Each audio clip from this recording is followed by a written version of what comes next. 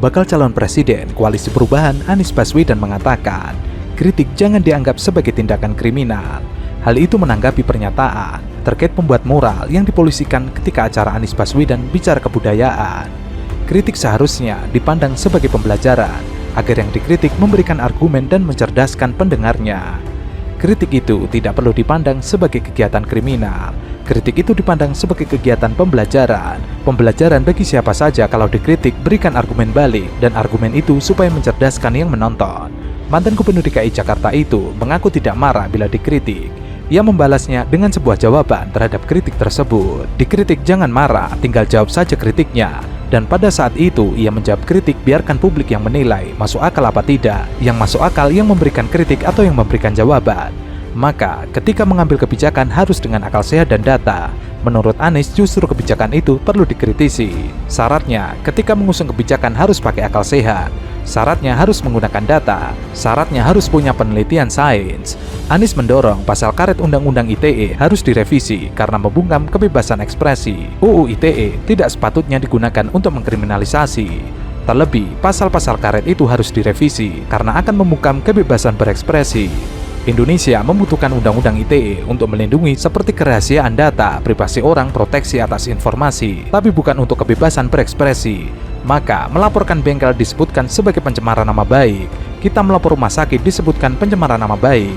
Itu terjadi. Undang-Undang ITE perlu dikoreksi supaya masyarakat diberikan ruang kebebasan untuk berpendapat. Jadi, bukan hanya antara rakyat dan negara, bahkan antara rakyat dan institusi privat terjadi. Itu yang harus dikoreksi sehingga masyarakat punya ruang kebebasan. Undang-Undang ITE yang menyebabkan revisi tadi Bapak sempat singgung di dalam acara tadi, seserius apa Pak Anies ingin mengubah? Ya, kita kan ingin kebebasan berekspresi itu terjaga, sehingga ketika ada ujaran kritik menyampaikan fakta-fakta itu tidak berujung kepada kriminal. Misalnya melaporkan problem jalan, melaporkan pelayanan yang kurang baik, itu harus dilindungi, dihormati. Kita membutuhkan undang-undang ini untuk bisa melindungi privasi, melindungi data, tapi bukan untuk membuat masyarakat menjadi takut untuk mengungkapkan kenyataan dan pandangan. Sementara itu, Roky Gerung digugat oleh seorang advokat bersama David Tobing di Pengadilan Negeri Jakarta Selatan agar tidak menjadi pembicara dimanapun. Gugatan David itu berawal dari kekecewaannya terhadap Roky Gerung yang dianggap menghina presiden. Gugatan terhadap Roky dilayangkan David Tobing pada Kamis kemarin. David mengajukan sebuah permohonan ke Majelis Hakim PN Jakarta Selatan. Salah satunya adalah menghukum Roky agar tidak mengucapkan kalimat hinaan ke Jokowi. Menghukum tergugat untuk tidak mengucapkan hinaan kepada Kepala Negara Indonesia sebagai representasi penggugat selaku warga negara Indonesia. David juga meminta hakim menghukum Roky untuk tidak menjadi narasumber di televisi, radio, seminar maupun media sosial. David meminta hakim untuk menghukum Roky tidak menjadi pembicara selama seumur hidup. Namun Roky Gerung menganggap gugatan perdata oleh advokat bernama David Tobing tersebut dengan absurd. Kita akan berminggu-minggu, tapi saya nggak dapat panggilan.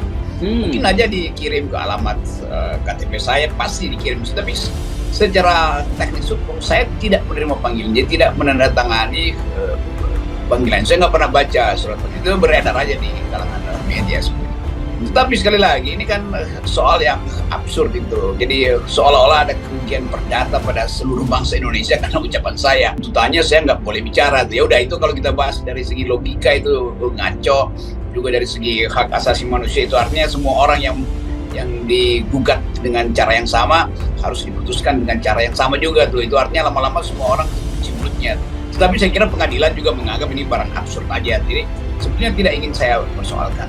Yang ingin saya persoalkan adalah masih berlanjutnya upaya untuk memasukkan saya di dalam jebakan-jebakan hukum semacam itu. Dan kita mesti berpikir misalnya, ada hal yang serius memang untuk dibicarakan. Karena berkali-kali orang tetap sampai hari ini tuh di mana-mana masih ada saya diancam bahwa tetap mesti diadili padahal Barreskrim lagi berusaha cari delik. Tetapi sekaligus kita menerangkan bahwa yang saya ucapkan itu adalah hak privat saya untuk mengucapkan itu sebagai warga negara. Yang lebih ngaco lagi adalah upaya untuk meminta supaya jangan lagi mengucapkan kata-kata semacam itu. Itu artinya ada orang yang ingin bikin standar, yang ini sopan, yang ini nggak sopan, yang ini menghina, yang ini bukan menghina. Kan itu absurd tuh. Kalau dibilang oke itu kesadaran diri aja, kalau kesadaran diri ya biarkan aja saya dihukum secara moral kan kalau konyol membuat kalimat. Yang saya kritik adalah kebijakan publiknya. Nah, kebijakan publik itu disodorkan pada publik, lalu publik memilih memaki atau memuji itu. Kan itu intinya. Jadi yang dicaci itu adalah barangnya tuh, bukan orangnya. Nah, sekarang misalnya kalau semua orang harus dianggap nggak boleh mencaci, kalau begitu jangan memuji juga, kan itu sama aja kan. Kualitas memuji itu dan mencaci sama. Jadi pujian itu berbahaya karena itu membuat orang lupa diri itu. Demikian juga cacian justru untuk menegur orang yang lupa diri itu. Pengamat ilmu politik Antoni Budiawan menyebut gugatan untuk pengamat politik Roky Gerung agar tidak menjadi pembicara seumur hidup adalah gugatan paling bodoh. Pasalnya, gugatan tersebut meminta hakim melawan konstitusi mengenai kebebasan berpendapat. Jika disetujui, maka mengekang hak asasi. Ia pun mulai ragu terhadap profesi penggugat Roky Gerung yang merupakan pengacara. Ini gugatan paling bodoh, minta hakim melawan konstitusi mengenai kebebasan berpendapat. Tentu saja hakim tidak bisa memutuskan perkara dengan melanggar konstitusi. Mengekang hak asasi, apakah benar profesi penggugat adalah advokat? Kok meragukan sekali. Sebelumnya, David meminta hakim menghukum Roky agar tidak menjadi narasumber di televisi, radio, seminar maupun media sosial dan menjadi pembicara seumur hidup.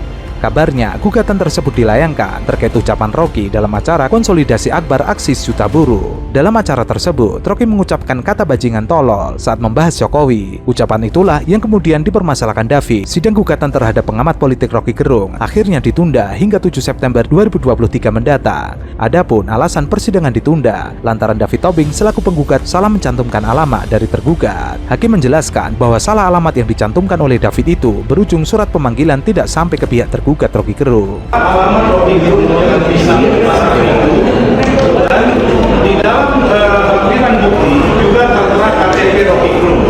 Jadi mohon izin kami menyampaikan putusan tersebut bahwa alamat itu kami dasarkan kepada satu putusan yang valid di mana menyatakan bahwa alamatnya di Jalan Pisang. Dan kami juga. Sementara itu, David Tobing seusai persidangan digelar membantah telah salah mencantumkan alamat Roky Gerung.